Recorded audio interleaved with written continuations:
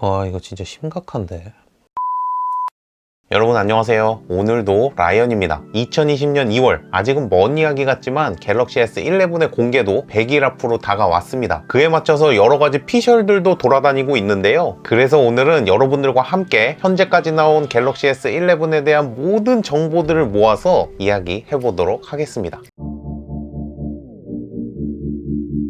갤럭시 S10 시리즈는 S10e, S10, S10 플러스, 그리고 S10 5G까지 총 4개의 모델이 출시됐었는데요. S11 시리즈는 아직까지는 가칭이지만 S11e, S11, 그리고 S11 플러스의 3가지 모델로 출시될 예정입니다. 디스플레이 사이즈는 S11e가 6.2인치, S11이 6.7인치, S11 플러스는 6.9인치로 전작인 S10 시리즈에 비해 세로로 더 길어진 모습을 볼 수 있어요. 한 가지 특이한 점은 S11 플러스의 디스플레이 사이즈가 노트 10보다도 크다는 점이 될 텐데요. 갤럭시 S와 노트의 라인을 따로 구분하지 않고 갤럭시 원이라는 통합 브랜드로 만든다는 이야기도 있어서 이 부분은 조금 더 지켜봐야 할 것 같습니다.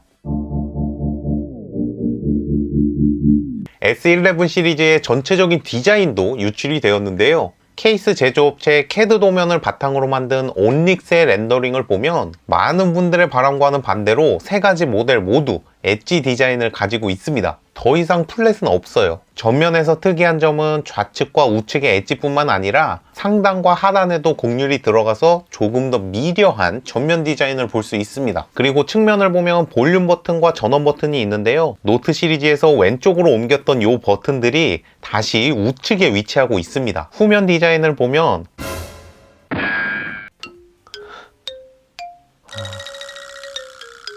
카메라 클러스터가 아이폰과 비교해서 묻고 더블로 가. 39, 49, 59의 인덕션 디자인을 가지고 있어요. 제가 아직 뇌이징이 덜 돼서 그런진 몰라도 이건 아니지. 전면 디스플레이 베젤은 극한으로 줄였지만 후면의 카메라 클러스터는 반대로 극한으로 늘린 모습을 볼 수 있습니다. 자, 그러면 이제 S11의 가장 큰 변화가 카메라라는 걸 쉽게 알 수 있는데요. 그러면 도대체 왜 이런 디자인을 가질 수밖에 없는지도 생각을 해봐야겠죠. 빛을 담는 기계인 카메라에만 초점을 맞춰보면 결국 더 큰 센서가 더 좋은 품질의 사진을 얻어내는데 유리할 수밖에 없겠죠. 스마트폰 카메라가 아무리 좋아졌다고 해도 이런 똑딱이 카메라를 이길 수 없는 것처럼요. 삼성은 얼마 전 1.33분의 1인치 1억 800만 화소 이미지 센서를 발표했습니다. 그리고 이 이미지 센서가 S11 플러스 모델에 탑재될 예정인데요. 물리적으로 훨씬 더 커진 센서를 탑재하기 위해서 어쩔 수 없이 이렇게 중구난방으로 카메라가 배치된 것으로 보입니다.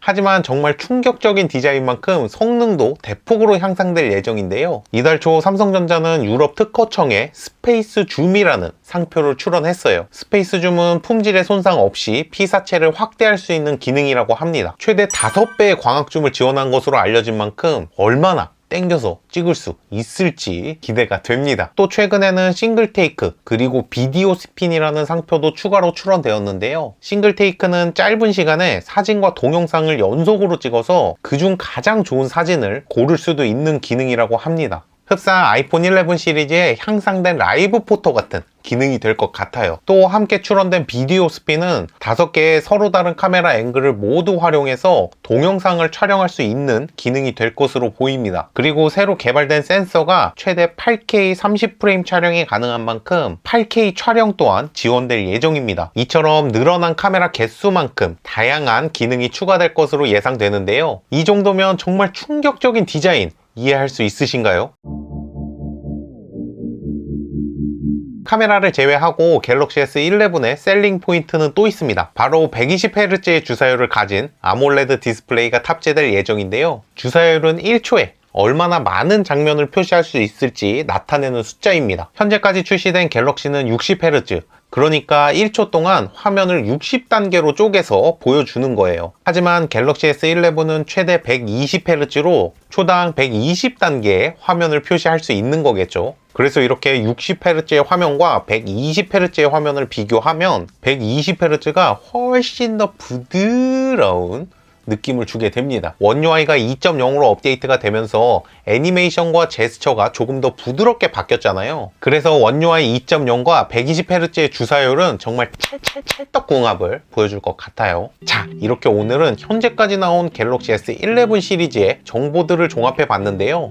훨씬 커진 카메라로 이전에는 경험하지 못했던 기능을 사용할 수 있었으면 좋겠어요. 오늘도 시청해 주셔서 너무 감사하고 갤럭시 S11에 대한 여러분들의 의견 댓글로 달아주세요. 따봉도